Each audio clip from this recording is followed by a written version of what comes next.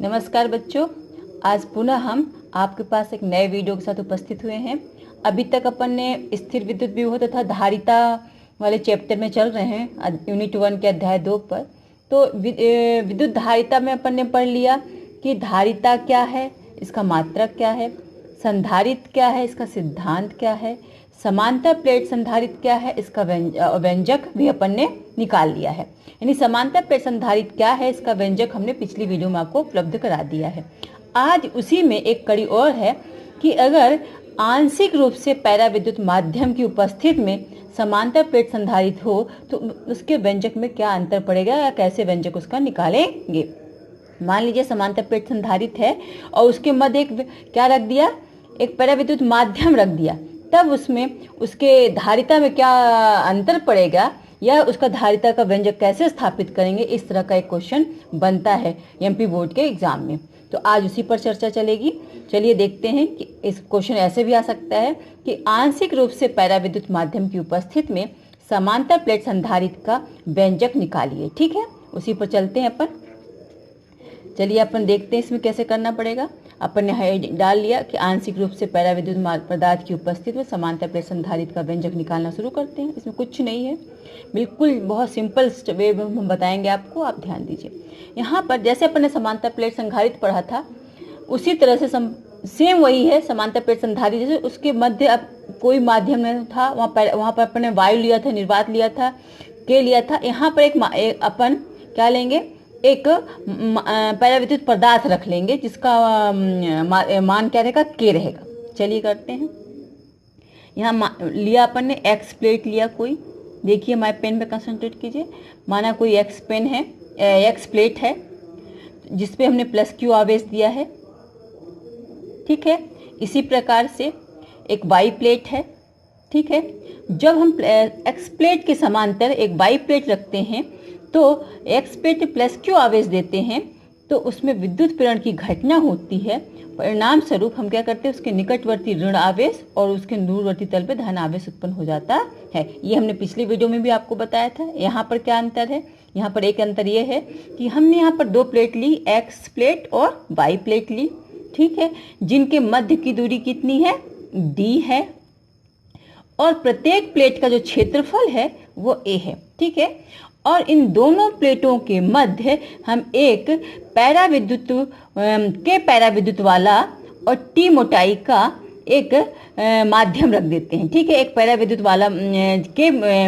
वाला प्लेट रख देते हैं जिसमें पैराविद्युत का मान क्या है, के है, और मोटाई कितनी है, टी है।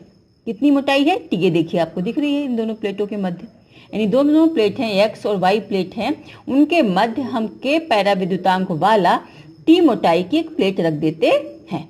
तो पुनः सुनिए, सबसे पहले क्या करना है बेटा अपन को। माना एक्स और वाई दो प्लेट हैं, प्लेट संधारित्र प्लेट हैं। ठीक है, जिनके मध्य की दूरी कितनी है, डी है। ठीक है, प्रत्येक प्लेट का क्षेत्रफल कितना है, ए है। दोनों प्लेटों के मध्य टी मोटाई तथा के पैराविद्युतांक वाला प्लेट एक हम रख देते हैं। ये रखा हुआ है, दिख रहा है ये आपको, ये रखा हुआ है। ठीक है, तब दोनों प्लेटों के मध्य का जो एरिया बचेगा, तो ये देखिए जब ये टी मोटाई के एक प्लेट रख देते हैं तो जो बीच में जो गैप है वह एरिया कितना बचेगा, डी माइनस टी। कितना बचेगा, डी माइनस टी एरिया बचे, क्योंकि यहाँ पर क्या होगा, ये डी माइनस टी एरिया में एयर भरी हुई है, ठीक, वायु भरी हुई है। तो ये जब टी प्लेट की मोटाई बीच में रख देते हैं तो जो शेष एरिया बचता है, शेष जो भाग बचता है उसमें क्या, डी माइनस टी भाग में वायु भरा होगा। ठीक है, जो अपन बोल रहे हैं बेटा वही अपन को लिखना भी है। तो पुनः माना प्लेट एक्स को क्यू आवेश दिया। आवेश देने के कारण इसमें क्या होता है, विद्युत प्रेरण की घटना होगी, और वाई प्लेट के निकटवर्ती तल यानी जो एक्स की ओर होगा उसमें ऋण आवेश, और जो दूरवर्ती तल है जो वह उसमें धन आवेश उत्पन्न हो जाएगा। ठीक है, तो पुनः क्या करेंगे, इस प्लेट को हम क्या दे देंगे, अर्थिंग दे देंगे। क्या अर्थिंग दे, पृथ्वी से जोड़ देंगे। तब ये प्लेट कैसे बन जाएगी, यानी इस प्रकार हो जाएगी। इस प्लेट में क्या हो जाएगा, ये एक्स प्लेट में प्लस क्यू आवेश दिया, इसमें कहते हैं सिर्फ अर्थिंग देने का ऋण आवेश शेष बच जाएगा। ठीक है। बीच में क्या है, पैराविद्युतांक वाला एक प्लेट रखी हुई जिसकी मोटाई t है। ठीक, इनके मध्य की दूरी, दोनों प्लेटों x और y की प्लेटों के बीच की दूरी कितनी है, d है। तो बीच वाला एरिया होगा वह क्या होगा, d माइनस टी, जिसमें एयर या वायु भरी हुई है। ठीक है। तब ऐसे सिस्टम पे, ऐसे संधारित्र में कि हम जो धारिता निकालेंगे उस सूत्र से C बराबर क्या होता है, Q बटे V से। चलिए, धारिता बराबर क्या होता है, Q बटे V से। तो इस फॉर्मूले में अपन को पहले विभवांतर निकालना पड़ेगा, तब अपन इस प्लेट के बीच की धारिता निकाल पाएंगे। अतः क्या करेंगे, दोनों प्लेटों के बीच जहाँ वायु स्थित है, दोनों प्लेटों के बीच जहाँ वायु स्थित है, यानी कौन से एरिया में, D माइनस टी एरिया में, D माइनस टी एरिया में, वहाँ पर किसी बिंदु पर विद्युत क्षेत्र की तीव्रता क्या होगी, अगर E0 हो तो E0 का मान होगा सिग्मा बटे एप्सिलॉन जीरो, सिग्मा बटे एप्सिलॉन जीरो। अब सिग्मा क्या होता है, पृष्ठीय आवेश घनत्व। क्या है सिग्मा, क्या है, आवेश पृष्ठ घनत्व।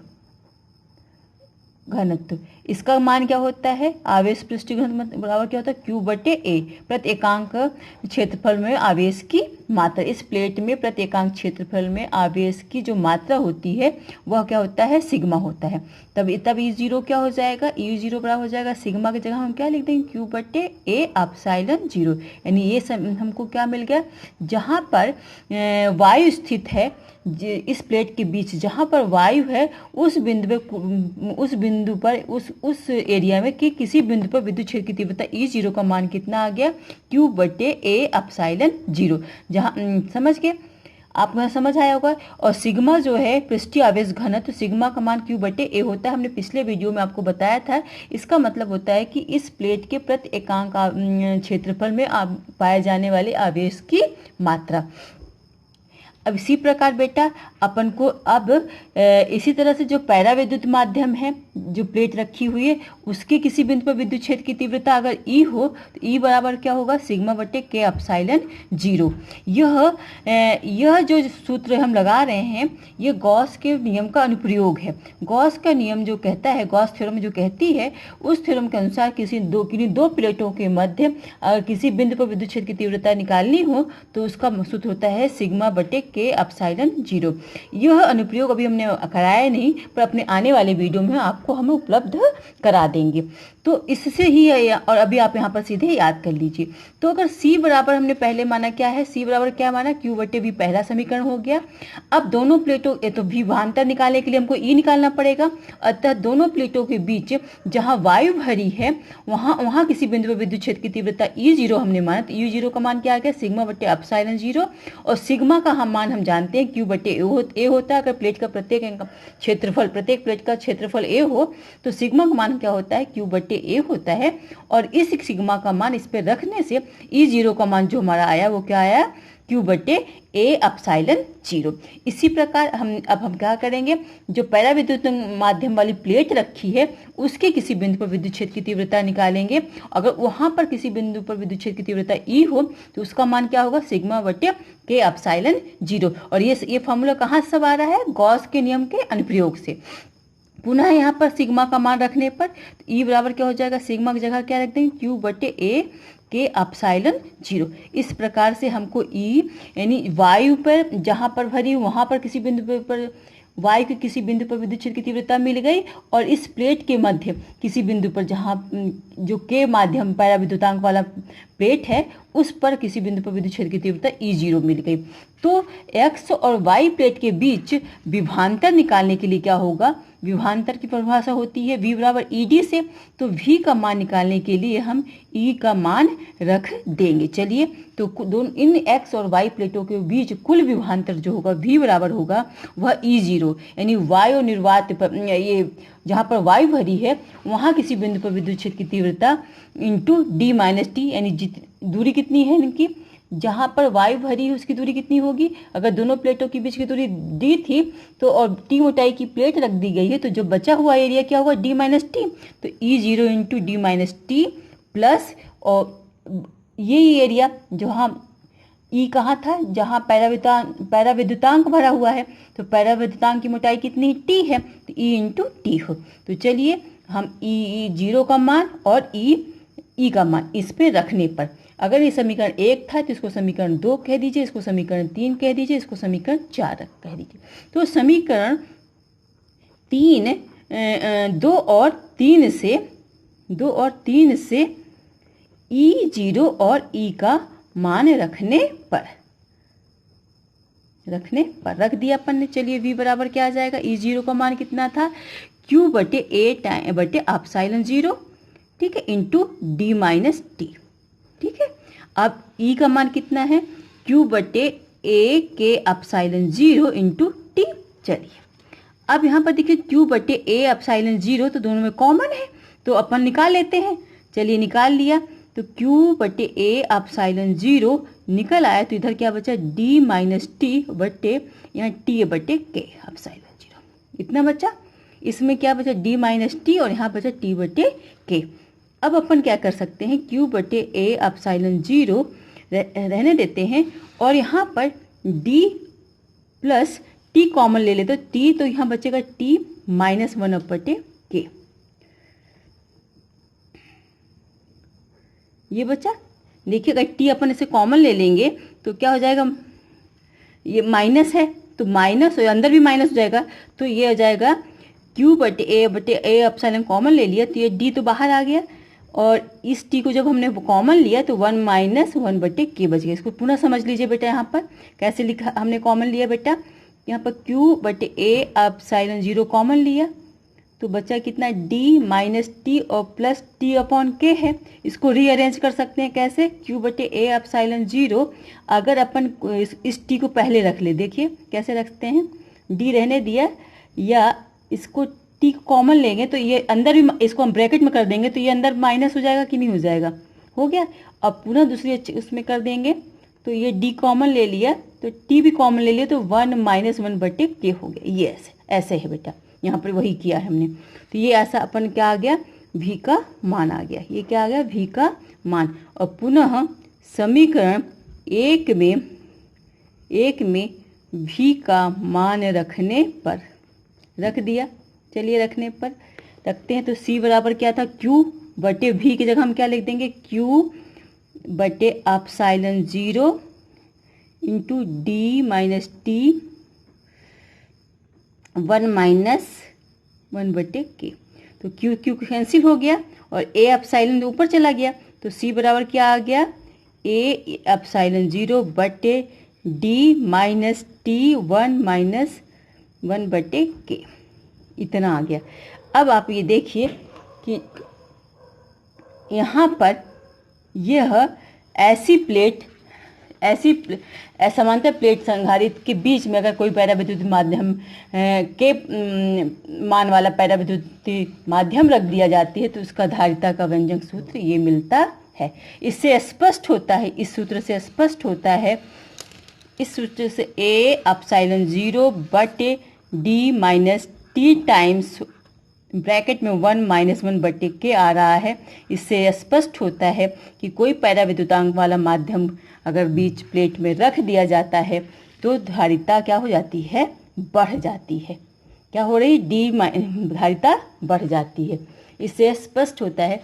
तो अपन ने क्या पढ़ा कि आंशिक रूप से पैराविद्युत पदार्थ की उपस्थिति में समांतर प्लेट संधारित्र की धारिता बढ़ जाती है। पुनः एक बार बच्चों ध्यान दीजिए, अपन को एक बार रिकैप बता देते हैं। इसमें क्या होता है, अगर आंशिक रूप से पैराविद्युतांक पदार्थ की उपस्थिति में समांतर प्लेट संधारित्र लेते हैं तो इसमें क्या होता है, एक एक्स प्लेट होती है, एक वाई प्लेट होती है। एक्स प्लेट को क्या करते हैं, हम धन q आवेश देते हैं, तो वाई प्लेट में विद्युत प्रेरण की घटना के कारण क्या हो जाता है, उसके निकटवर्ती ऋण आवेश और दूरवर्ती धन आवेश उत्पन्न हो जाता है। जब हम वाई प्लेट को पृथ्वीकृत कर देते हैं या पृथ्वी से अर्थिंग दे देते हैं तो वाई में शेष क्या रह जाता है, सिर्फ ऋण आवेश रह जाता है। इसके मध्य हम क्या करते हैं, के पैराविद्युतांक वाला माध्यम की प्लेट टी मोटाई की रख देते हैं, ठीक है। एक्स प्लेट का क्षेत्रफल a है, इसी प्रकार वाई प्लेट का भी क्षेत्रफल a है। दोनों प्लेटों के बीच की दूरी d है, तब क्या हो जाएगा, जहाँ पर प्लेट के जो बीच वाला एरिया होगा, जहाँ पर एयर होगी, उसकी मोटाई क्या होगी, D-T वाले एरिया में एयर भरी होगी। ऐसे प्लेट की धारिता हम निकालने के लिए कौन से सूत्र अपनाते हैं, वही पुराना संधारित्र के सूत्र से, C बराबर Q/V से। तो Q/V से क्या होगा, हमको विभवांतर निकालना पड़ेगा। विभवांतर निकालने के लिए पुनः हम क्या करेंगे, दोनों प्लेटों के बीच विभवांतर निकालेंगे। इसके लिए सबसे पहले हमको विद्युत क्षेत्र की तीव्रता चाहिए, तो हम पहले प्लेट के बीच जहाँ एयर भरी वहाँ विद्युत क्षेत्र की तीव्रता निकालेंगे, और फिर जहाँ के परावर्तक माध्यम वाला प्लेट रखा है उसके बीच विद्युत क्षेत्र की तीव्रता निकालेंगे। तो देखिए, दोनों प्लेटों के बीच जहाँ वायु स्थित है वहाँ विद्युत क्षेत्र की तीव्रता E0 हो, तो उसका मान क्या होगा, σ/ε0 होगा। सिग्मा का मान रख देंगे तो E0 का मान क्या होगा, Q/A/ε0 होगा। इसको समीकरण अपन ने 2 कह दिया। पुनः इसी तरह से जहाँ पर एयर भरी हुई है माध्यम, तो वहाँ पर विद्युत क्षेत्र की तीव्रता निकालते हैं। नहीं, जहाँ पर ये प्लेट के है उस पर विद्युत क्षेत्र की तीव्रता निकालते हैं, तो उसका मान अगर E हो तो E बराबर σ/K/ε0 होता है। और फिर सिग्मा का मान रख देते हैं। सिग्मा का मान क्या है, सिग्मा बराबर क्या, Q/A है, रख दिया अपन ने। तो E बराबर क्या आ गया, Q/A K टाइम्स ε0, इसको समीकरण 3 कह दिया। इस प्रकार हमको पैराविद्युतांक माध्यम में और एयर वाले पार्ट में दोनों जगह हमको विद्युत क्षेत्र की तीव्रता मिल गई। इस दोनों विद्युत क्षेत्र की तीव्रता मिल गई, तब हम x और y प्लेट के बीच विभवांतर निकाल लिए। विभवांतर निकालने के हम जानते हैं सूत्र V बराबर ED से। तो V बराबर E0 D-T, यहाँ पर दूरी D जो है इसमें कितनी है, डिस्टेंस D-T है, और इस वाले में T है ओनली। तो ET इसमें रख दिया। रखने के बाद जब अपन ने इसको सॉल्व किए तो अपन को V का मान कितना आ गया, Q/A टाइम्स ε0 D-T 1-1/K आ गया। इसका मान, इस V का मान समीकरण पुनः 1 में ले जाके, समीकरण 1 क्या था, C बराबर Q/V में रख देने पर जब अपन ने रख दिया तो Q कैंसिल हो गया, और नीचे वाला पोर्शन जो था A/ε0 वो ऊपर चला गया। तो A/ε0 ऊपर चला गया, बचा नीचे क्या बचा, D-T टाइम्स 1-1/K आ गया। अर्थात क्या हो गया, धारिता बढ़ गई। यानी कभी जब हम पैराविद्युतांक वाला माध्यम दो समांतर प्लेटों के बीच रख देते हैं तो संधारित्र की धारिता बढ़ जाती है। धन्यवाद बेटा, आपको आशा करते हैं पूरी वीडियो समझ आया होगा। और जो भी डाउट्स हो आप मुझे पर्सनली फ़ोन कर सकते हैं, कमेंट्स कर सकते हैं, और मेरे वीडियो को लाइक करिए, शेयर करिए। धन्यवाद।